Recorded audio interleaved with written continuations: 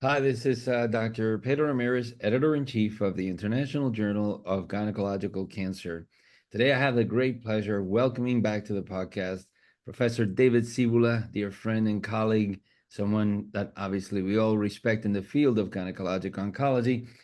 Professor David Cibula is at the Gynecologic Oncology Center in the Department of Obstetrics and Gynecology at the First Faculty of Medicine, Charles University, and General University Hospital in Prague in the Czech Republic. And of course, obviously, today we're going to be speaking about a key study, a very long awaited study.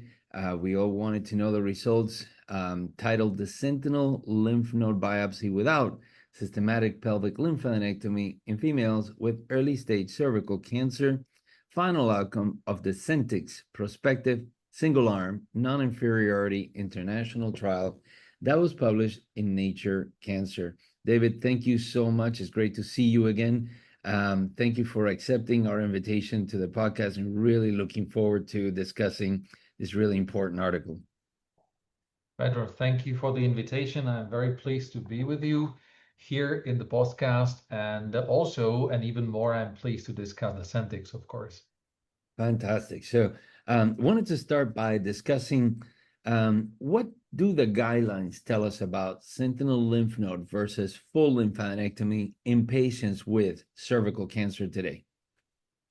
Well, this depends a little bit on the update date of the guidelines. So as we know, NCCN guidelines, very strong aspect of it that it's regularly updated. And they are also quite inclusive. So in NCCN guidelines, in early stage cervical cancer, you have both options, like options. So either sentinel lymph node biopsy only or systematic lymphadenectomy, even plus minus parotic lymphadenectomy. So there is everything included. In the European guidelines, it was already 2 years ago when they were published, there is still a standard sentinel lymph node in 1B stage. It says that if it's negative on frozen section or it's negative macroscopically, then full lymphadenectomy. But as a preliminary information, those guidelines, which are currently under the development in Europe, ESGO resource stratified guidelines and ESMO guidelines. Of course, it has not been published yet, but there should be already SLN biopsy as a standard procedure for tumors below certain size. Excellent. Thank you for that introduction. Now let's talk a little bit about SENTIX. Quite a study, 47 sites, I believe 18 countries. This is an international observational study. Can you tell us a little bit about your inclusion criteria and also your endpoints? Yeah. Well, so the patients with squamous cell HPV-associated adenocarcinomas were eligible. The first part, we also include patients with adenosquamous cancer, but then by amendment, we stopped that. So it's not, complete. Less than 4 centimeter in size. And what was important that bilateral detection of sentinel lymph nodes was inclusion criteria. So those which failed, even on one side, were excluded. This was done because we should understand the study was designed in 2015-16. So we were really at the very beginning of that era, and we wanted to be really sure that the best candidates are included only. So bilateral detection and also negative frozen section. So all sentinels were sent for frozen section, and if this was negative, then it was a prerequisite for inclusion to the study. Amazing. And, as you mentioned, this study started in 2015, 2016, consistently surgical trials in gynecologic oncology. They all seem to take on that range, 8 to 10 years. So obviously a long time of dedicated efforts. by physicians and also by patients. So thank you for completing it and reporting it here. So now let's talk about the results, because we have a lot of questions that we want to go over and get into some of that granular details. What would you want to highlight as the results of the SENTIX trial? Thank you for that question. So, uh, in a, normally you start with the primary endpoint in each study, and I would start with another outcome of the study, because I consider it even more important, and this I consider an essence of this field, because one of the highlights for us was from the beginning the quality of sentinel lymph node pathology. Uh, uh, a lot of people before us concentrated on detection of sentinel lymph nodes, but if you detect it, you detect it. So for us, we were very inclusive in that part. Any tracer was eligible, any surgical approach was eligible. At the same time, we're very strict when it came to the quality of pathology, because we consider this as a very crucial element to have really good ultra staging. And I can tell you later that it was a very interesting lesson for us, because we did even central control quality. So we moved specimen from all these 47 sites to Prague, and we check the quality of ultra staging. But why I'm speaking about it, that for me the main outcome is that almost 50% of positive lymph nodes, calculating only macro and micro metastases, were detected by ultra staging, not by frozen section. So, in general, lymph node staging in cervical cancer, we do for staging purposes. The aim is to identify high-risk group with positive lymph nodes who will then receive adjuvant treatment. And by sentinel lymph nodes, we double the number of patients with positive lymph nodes. So those patients would normally stay in lymph node negative patients. So this is for me the main message. And then of course the second, because the study was designed for recurrence-free survival. The endpoint, the primary endpoint, was recurrence rate at 2 years, and the study was positive, meaning that there was non-inferiority. And since it was observational trial, we compared the data with the historical cohorts. And yes, this is the main weakness of the study in terms of evidence. At the same time, we were, our rationale was that there are massive cohorts with good outcome data from patients who had a full lymphadenectomy. So there were, thousands of patients with the outcome data. And just to be one interesting point, that if you consider other gynae cancers, so where are we now? In vulva cancer, nobody questions sentinel lymph node. Based on what? Based on one observational trial, and the endpoint is calculated on 250 patients. That's it. Endometrial cancer, observational data. We have no prospective randomized trial which would confirm safety, I mean oncological outcome, and compare sentinel lymph node and lymphadenectomy. Those are only observational data, and the data are smaller than that. In cervix, we have randomized SENTICOL, we have large observational SENTIX data, 600 patients, And recently we have even Chinese trial. But we have, what I want to say is that we still question the evidence which we have in SENTIX, but in reality the evidence is better than we have for endometrium and vulva, in which we freely and happily accept sentinel lymph node biopsy only.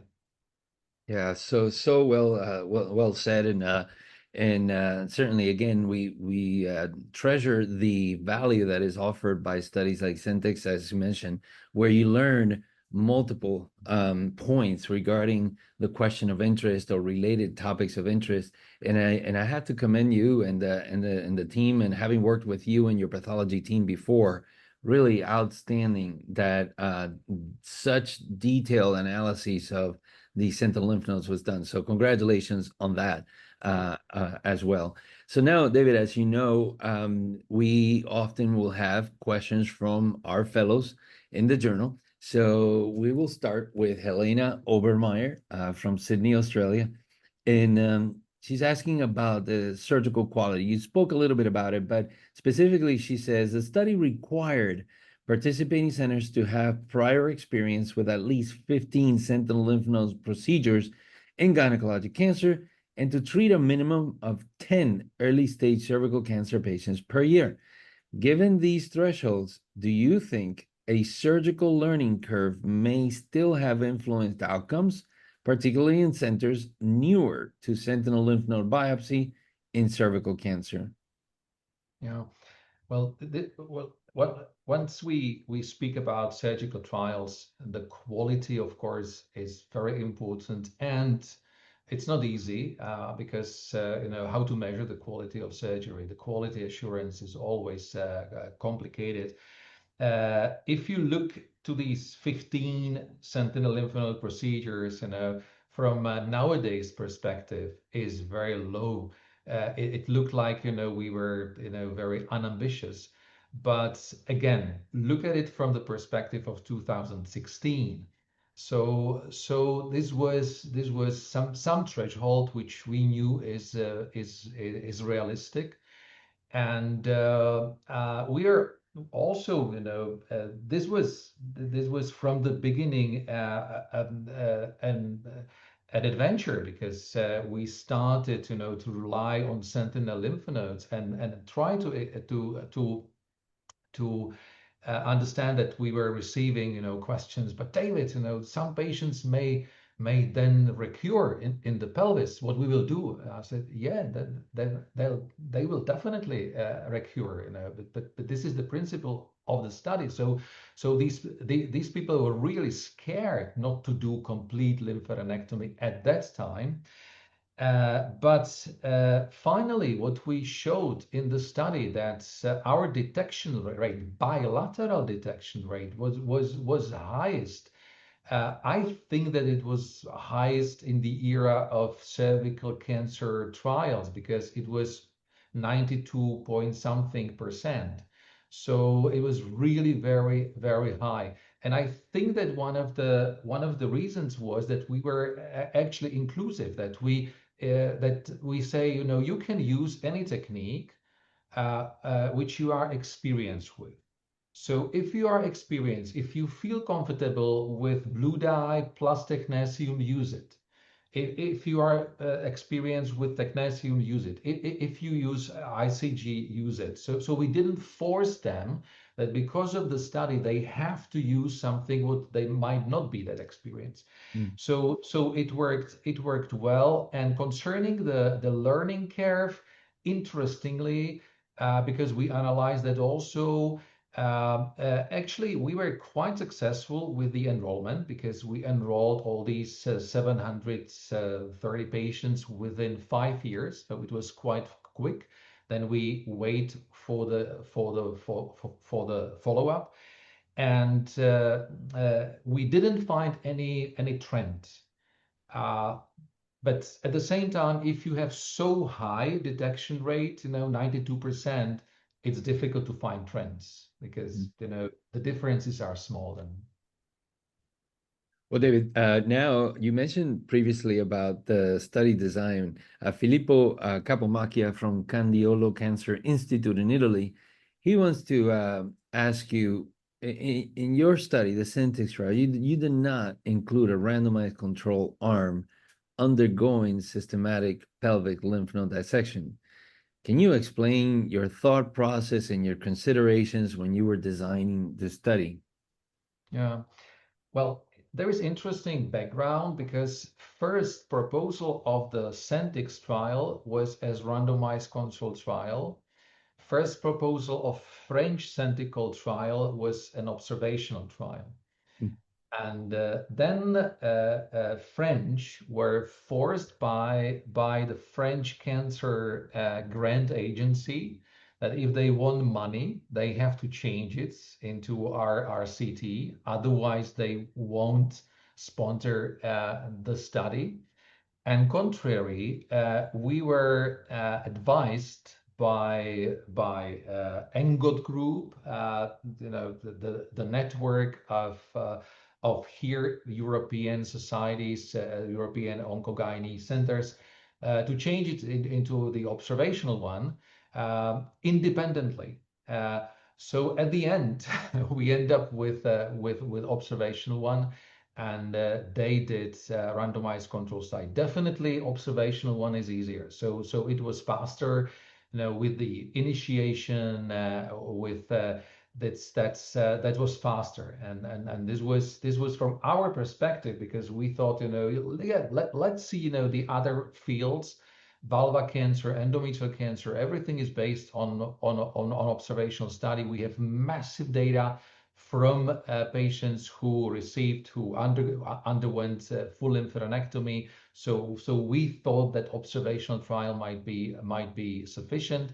I think that nowadays situation is very good because we have data from the first observational, we have data from the first randomized trial in China, and we are awaiting confirmation from randomized trial, international Cervical trial. Great. Now, going back to Helena Overmeyer, she's interested in the actual surgical technique and decision making by the surgeons.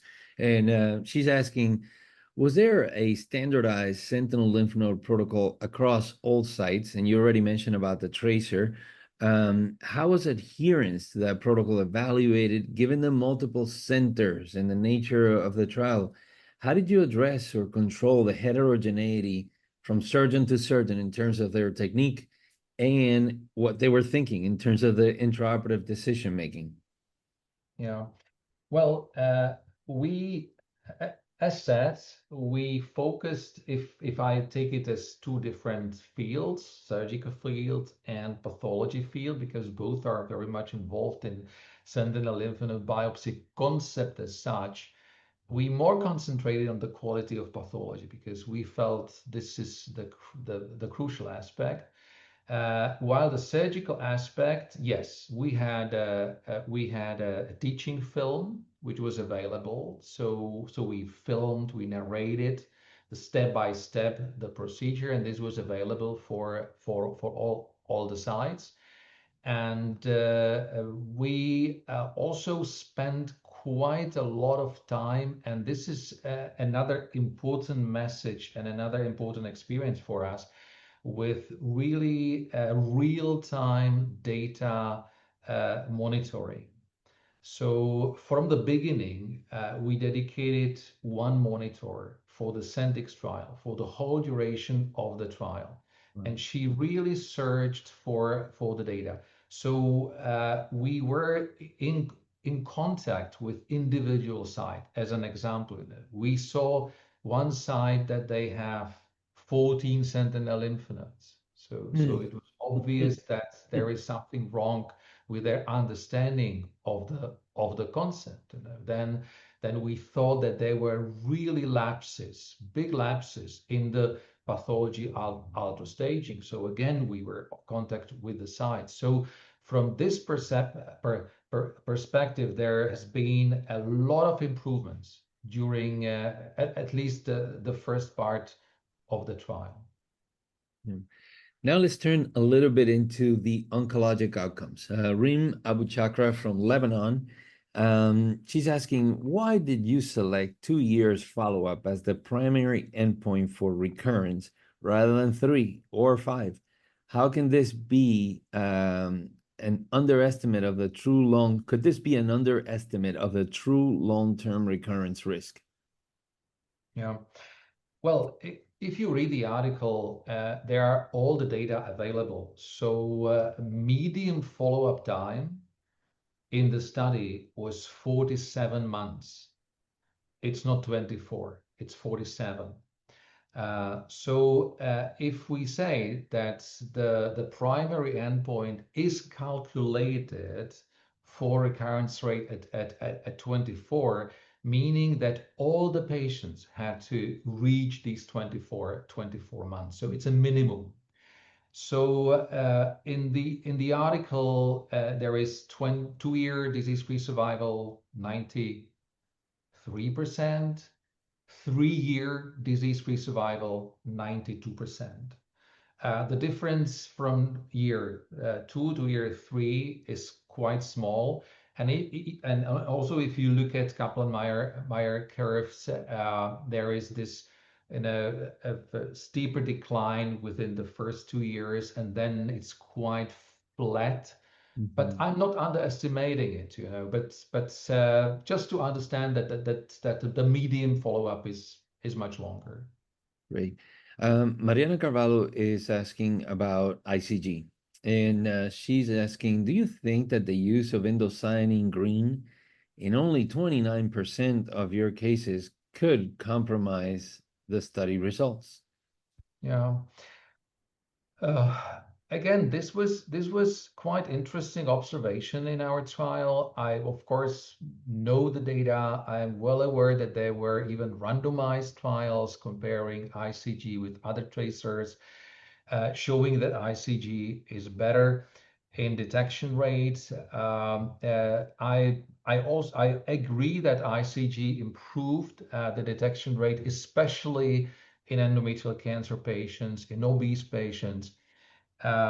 Still, I think that our approach was quite reasonable, because if we did it in 2016 and we limited the technology to ICG, a lot of these sites would be excluded because they simply did not have ICG available at that time. The situation definitely has changed, but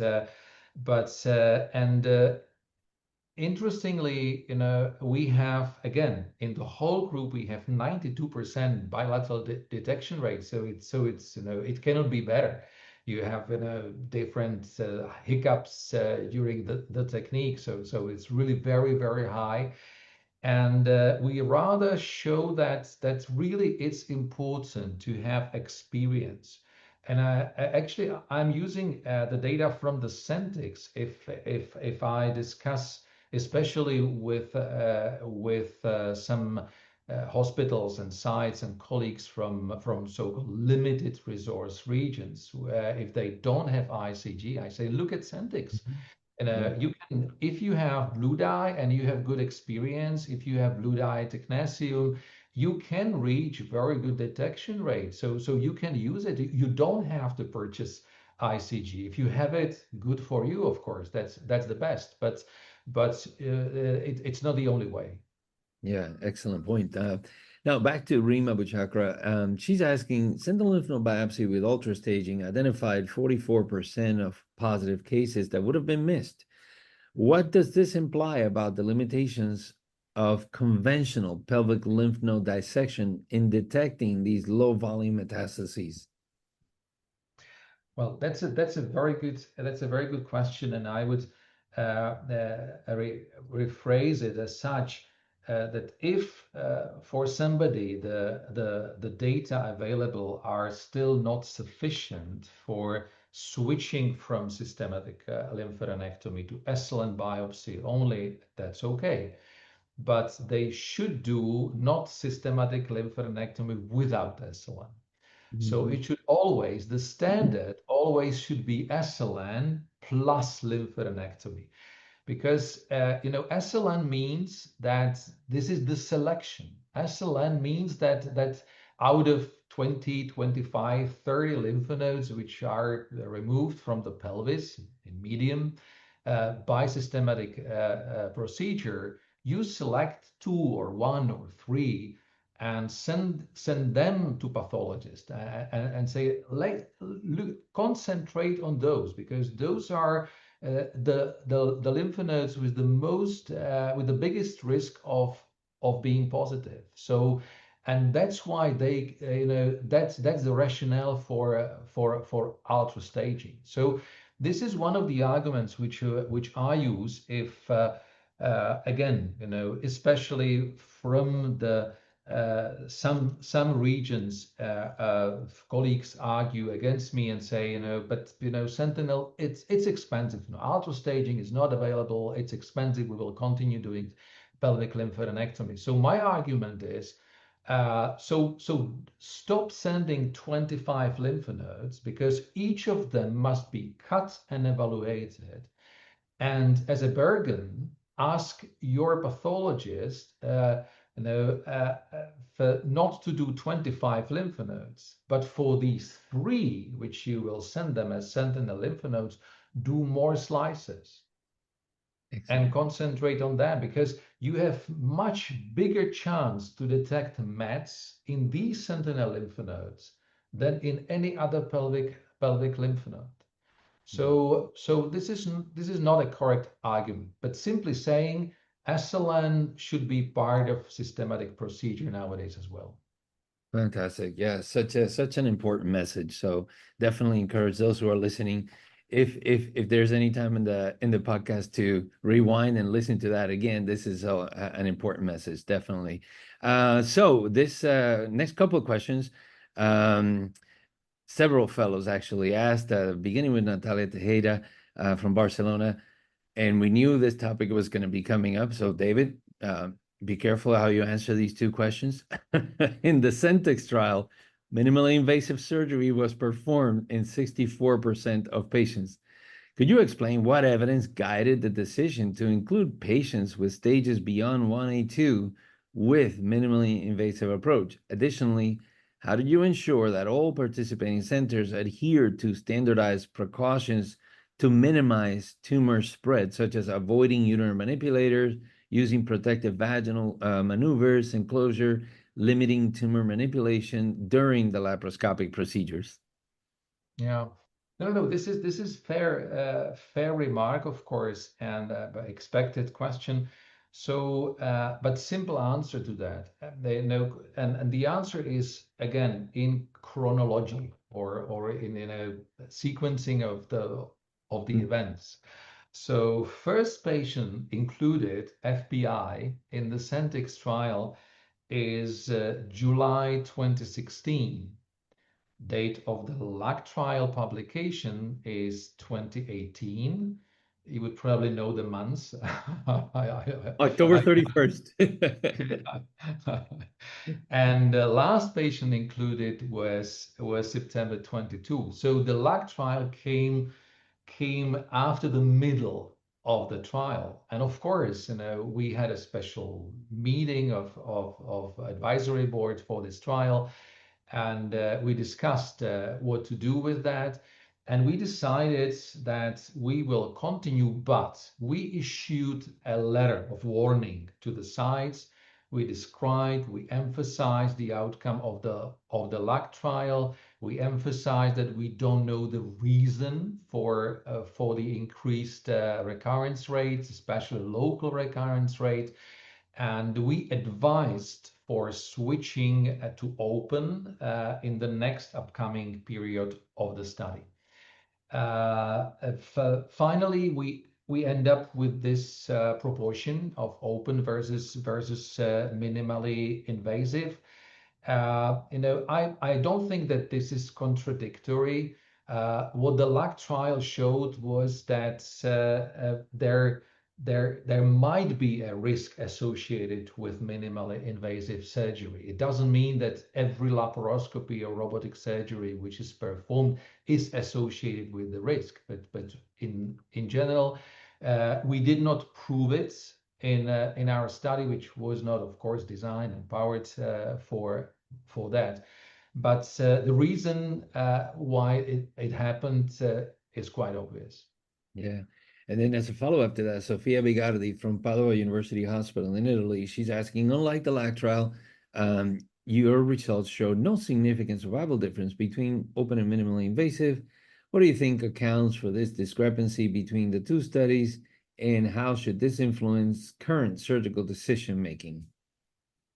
Well, I don't think that this aspect of the SENTIX trial will influence current clinical practice. There is level A evidence from the LAC trial on something. Those are observational data which are secondary analysis from the trial. So I believe that now we live in the era when we are waiting for other randomized control prospective trials to be mature, to show us whether it will appear in the other trials, or whether, with all the precautions and all the measures they definitely included in their trials, they can show that with this minimally invasive can be safe.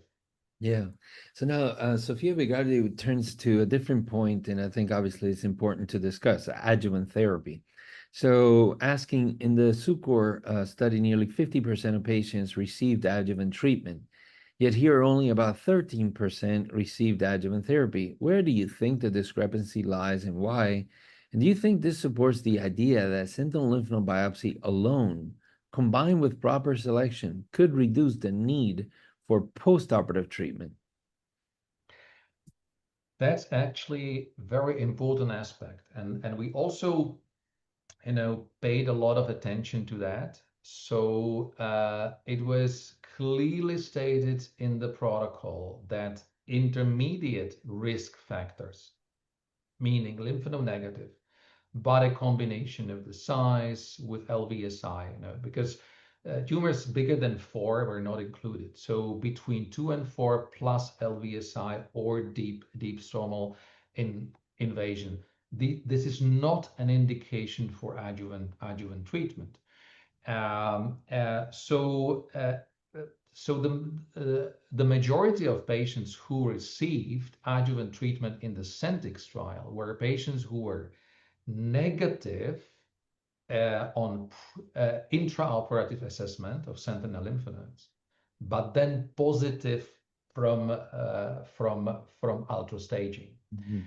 And that's why also the number of patients with macrometastasis was very low, because majority of macromets were excluded intraoperatively. And and as you said, the adjuvant treatment was only received in 11 or 13% in our study, which I believe is a very important part of the concept, because again, we do it for the staging purposes. So our aim is to detect those who should receive adjuvant treatment. And I also consider this as the biggest weakness of the Phoenix Chinese trial, which in my opinion, this really overshadow the outcome of this otherwise large trial, randomized control trial, fast trial. But they obviously pre-selected very prognostically good group of patients, because their rate of positive lymph nodes was less than 3%. Mm. So there was almost nobody, and still they radiated 50% of patients. So they included very small tumors up to 3 centimeters, all of them negative lymph nodes.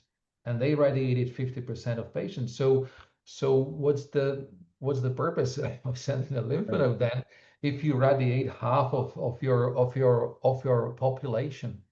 So yes, I think it's part of the whole concept to try to separate low risk patients who do not need further treatment from those patients with really serious risk factors who will need a combination of radical surgery with adjuvant therapy. Yeah. And now to that point also, with regards to the assessment of the lymph nodes, Natalia Tejeda is asking about um, the extent of the assessment. So she's asking patients with positive pelvic sentinel lymph nodes, accurate assessment of para-aortic lymph node status may influence the adjuvant treatment, particularly regarding radiotherapy field design. Did your study evaluate para-aortic lymph node status? Well, in this respect, cervix cancer has a lot of characteristics which make it really special tumor, and one of them is very predictable way of spreading. So if we don't count direct invasion into adjacent organs, is a lymphatic spread. You know, try to remember any case which would be lymph node negative with some hematological mets. Such patients do not exist almost. So it's almost always lymphogenic, and it's very predictable. It starts with pelvic, then it goes to common, then it goes to para-aortic, and then anywhere in the body. But it's quite late. And if we keep in mind that we included only patients with tumors up to 4, negative lymph nodes on imaging, and negative lymph nodes on frozen section, the risk of para-aortic was very, very extremely low. And also, we didn't find any when there were few cases who were cured in the retroperitoneal lymph nodes. Mm. Now, Luisa Prope from the University Hospital in Münster, Germany, she's asking, given the fact that isolated tumor cells were counted here as positive lymph node metastases, how might this have influenced your results? And what's the clinical relevance of this? Yeah, it was a long discussion, and first, ITC were not considered positive in the first part of the SENTIX trial, and then by the amendment, we changed the policy. Uh, uh, well, we can discuss ITCs. I would love to. It's my beloved topic.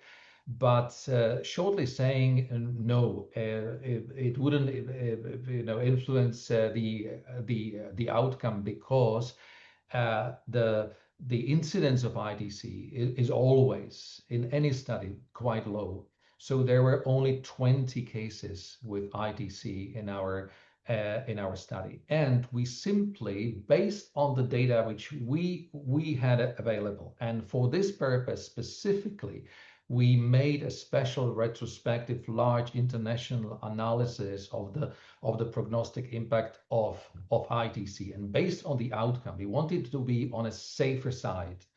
So we did a very meticulous ultra staging, and if we found any positivity, ITC or micromets, it was an indication for adjuvant treatment. Keeping in mind that even ITC can be micromets if you really do very, very meticulous dissection of the lymph node.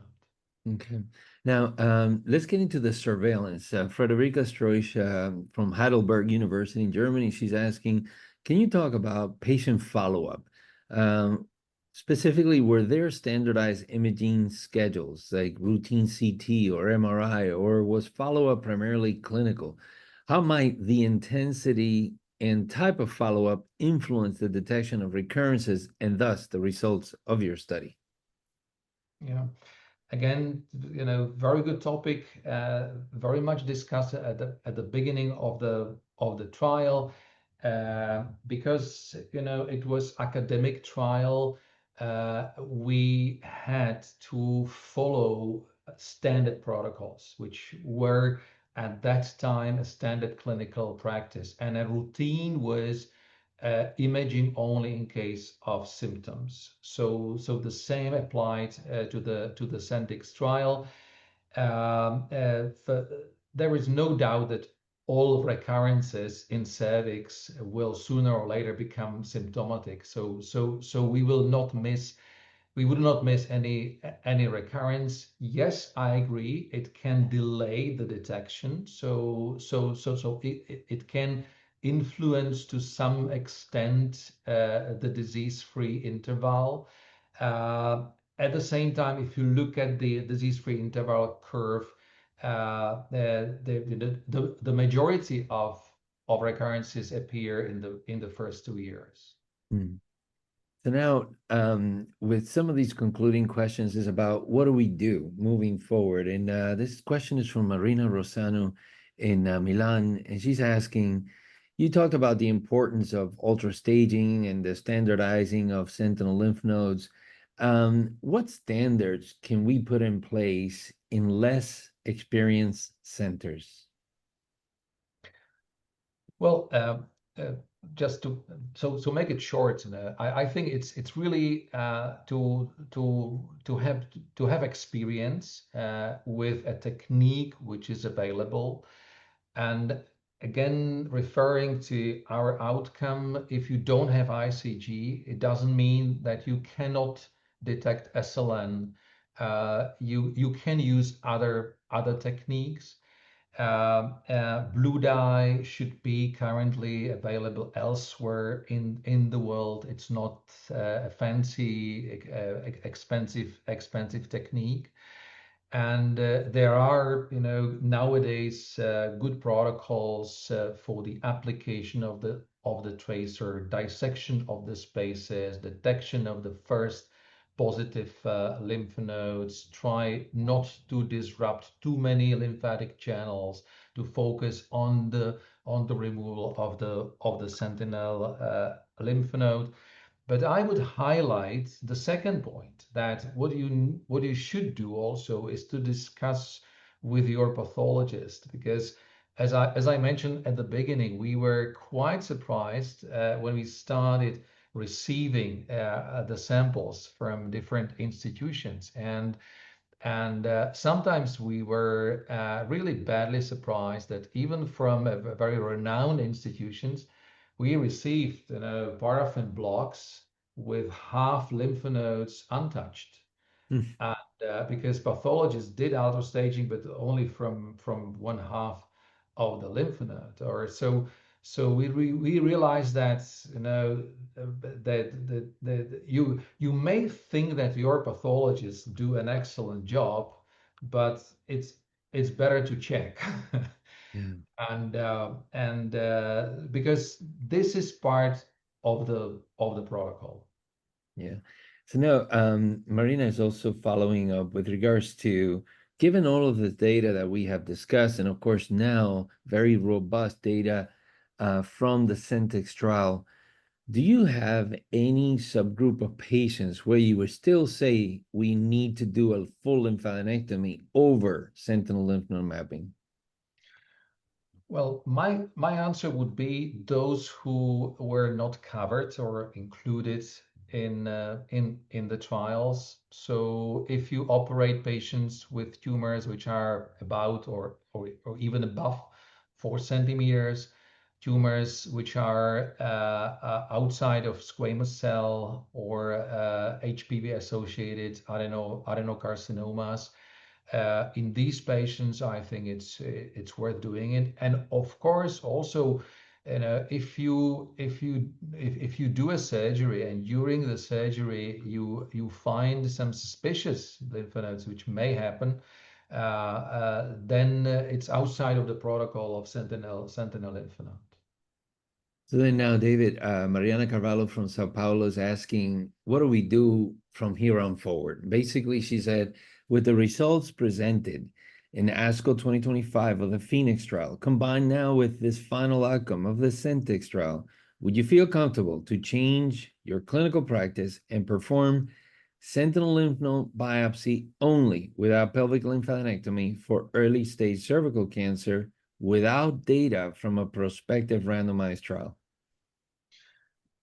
My opinion is that yes. My opinion is that yes, we have good evidence. Any evidence is like 100% forever, but we have a good evidence that sentinel lymph node alone, if it's bilateral, with good ultrastaging, is a good alternative. If you compare sentinel lymph node biopsy with lymphadenectomy without SLN, then SLN is definitely much better because of the reasons I've already mentioned. And if, of course, somebody or some site feels uncomfortable, there will be level A evidence data from the SENTIX trial. There will not be, so high adjuvant treatment rate as it was in the Chinese trial, but I strongly believe that the SENTIX trial will simply confirm what is the current evidence. Well, David, that's the last question. We now have Yeah. a tradition of asking a question that was generated by artificial intelligence, AI, of your study. And AI came up with this question. By relying on a historical recurrence rate of 7% as the comparator, rather than a randomized pelvic lymph node dissection control arm, did SENTIX risk overstating non-inferiority? And does this weaken your case for changing international guidelines now rather than waiting for Centicle 3? Yeah. Well, this is Lancet Oncology question. I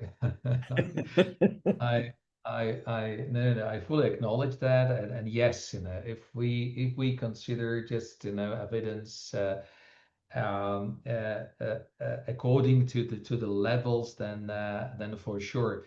But once again, it's not the SENTIX. It's the amount of evidence which is much bigger. We have massive data showing high sensitivity of sentinel lymph nodes. So those are data which are not included in the SENTIX.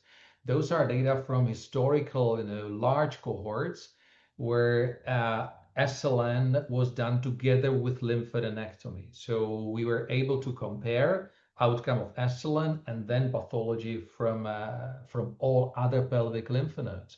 And the sensitivity of SLN, meaning the risk that SLN is negative and any other lymph node, pelvic lymph node is positive, is very tiny, is very low.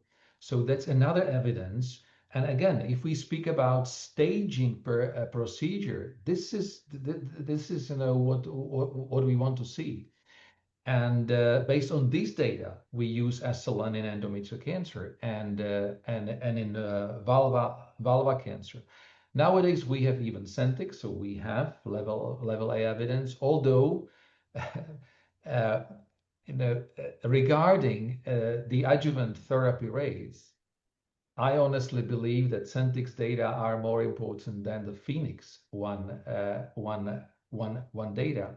And I would also mention one thing is that observational data are also important, and there are good trials and good analysis and review articles in NAME and in other journals comparing outcome of randomized trials and observational data.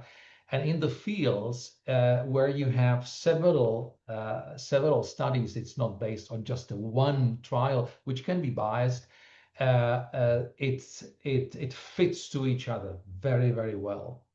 So usually, if you have like 5 observationals showing something, then the randomized trial confirms it. You can have situation where it was otherwise, but usually it was. So thank you, AI, for this final question. I totally acknowledge this weakness of the trial, but if I don't take it as just a SENTIX, but as the whole evidence which is available, I believe we are already there in cervical cancer. Well, David, thank you so much. As always, any conversation with you about gynecologic oncology it's a masterclass. So thank you always for engaging in such like thorough and well thought out discussions and answers. Thank you for accepting our invitation. And, really, again, remarkable work in your trajectory and your professional and academic career in gynecologic oncology. And I think I speak for all patients with gynecologic cancers. Thank you for what you have contributed. It's very kind of you, Pedro. Thank you very much. And thank you to the whole your team because the questions were excellent. Thank you.